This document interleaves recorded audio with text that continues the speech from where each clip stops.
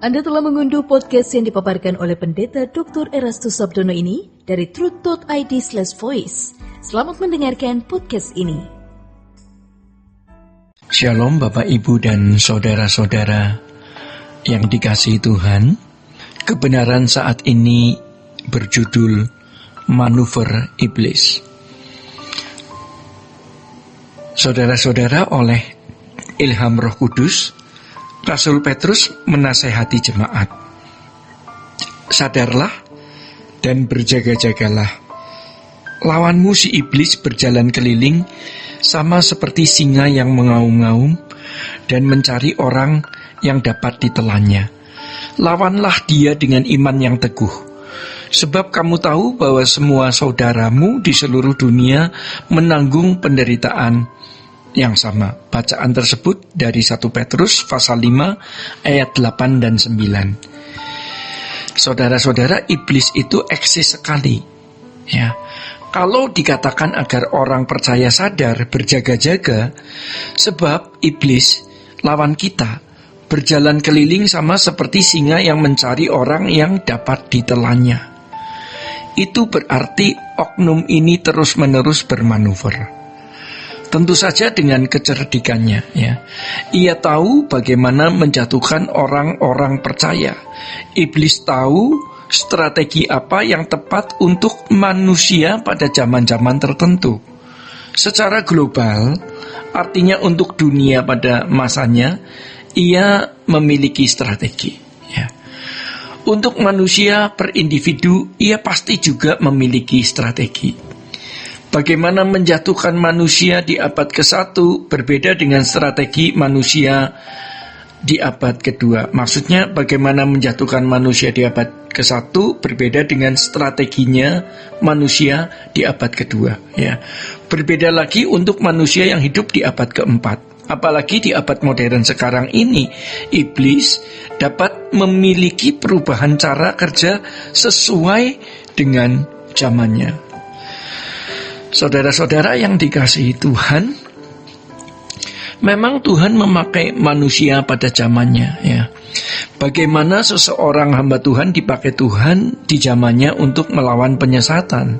Tetapi cara hamba Tuhan ini, doktrinnya, pengajarannya belum tentu bisa dijadikan sebagai sarana untuk melawan kuasa gelap atau manuvernya di zaman ini, ya. Jadi sangatlah bodoh kalau kita tersandera oleh pandangan teolog masa lalu, ya. Sejatinya kita harus tersandera oleh Roh Kudus dan Alkitab dalam interpretasinya yang dinamis.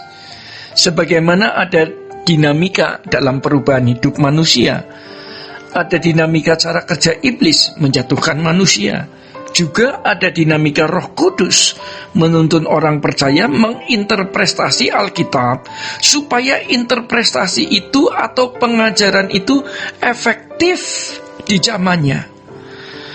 Maka kita harus selalu membuka diri untuk bersekutu dengan Tuhan, mempelajari Alkitab dengan menggunakan logika yang maksimal dalam pimpinan Roh Kudus, supaya teologi kita berkembang. Jadi kita harus tidak berhenti bertumbuh dalam Tuhan, sebab hanya Tuhan dan firman-Nya yang tertulis dalam Alkitab itu bisa menghadapi iblis, ya.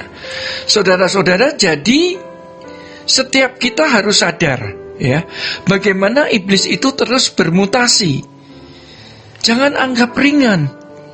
Jika iblis berani melawan Allah Bapa, apalagi kita, ya. Jangan merasa diri kita kuat dan teguh. Hati-hati, ya. Jangan kamu sampai jatuh, demikian firman Tuhan. Di sini kita harus benar-benar melekat dengan Tuhan.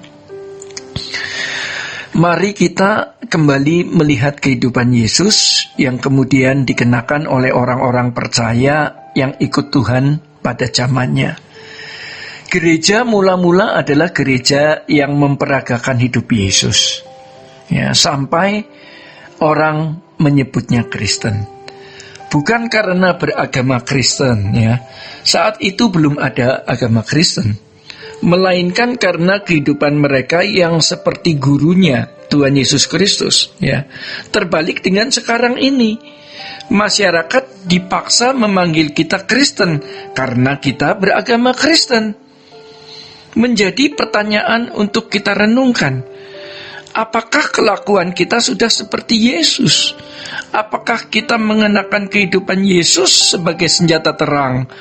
Padahal untuk melawan manuver kuasa iblis hanya ada satu cara, yaitu memiliki perasaan-perasaan Kristus. Ya, seperti yang tertulis di dalam Filipi pasal 2 ayat 5 sampai yang ke-7. Saudara-saudara, pada dasarnya pemberontakan banyak orang hari ini berangkat dari pengingkaran terhadap Allah atau mengingkari Allah. Dalam konteks hidup orang percaya, mengingkari Allah bukan hanya berarti tidak mempercayai keberadaan Allah seperti orang-orang ateis.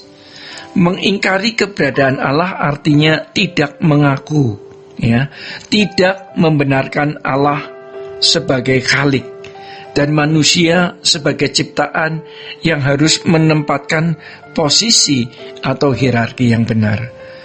Seseorang bisa melakukan seremonial agama, ya, mempercayai adanya Allah, tetapi masih berstatus mengingkari Allah.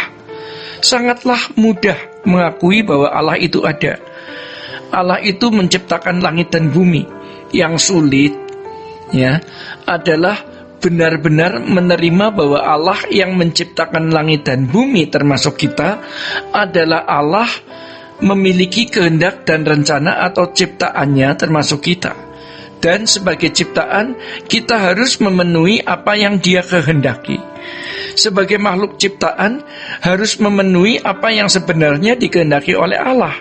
Kalau Allah hanya senang diakui dengan mempercayai keberadaannya, itu Allah yang murahan, ya. Allah mau kita memiliki pikiran dan perasaan Kristus agar kita sanggup melawan manuver iblis yang giat bekerja di tengah kehidupan kita saat ini. Saudara-saudara yang dikasihi Tuhan, demikian kebenaran pada saat ini. Tuhan Yesus memberkati. Sola Gracia. Untuk berlangganan renungan harian dalam bentuk cetak, silakan hubungi Truth Literatur di nomor telepon 0878 7870 7000.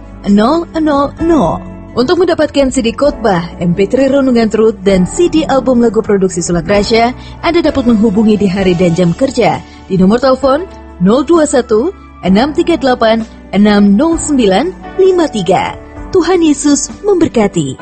Sola Gracia.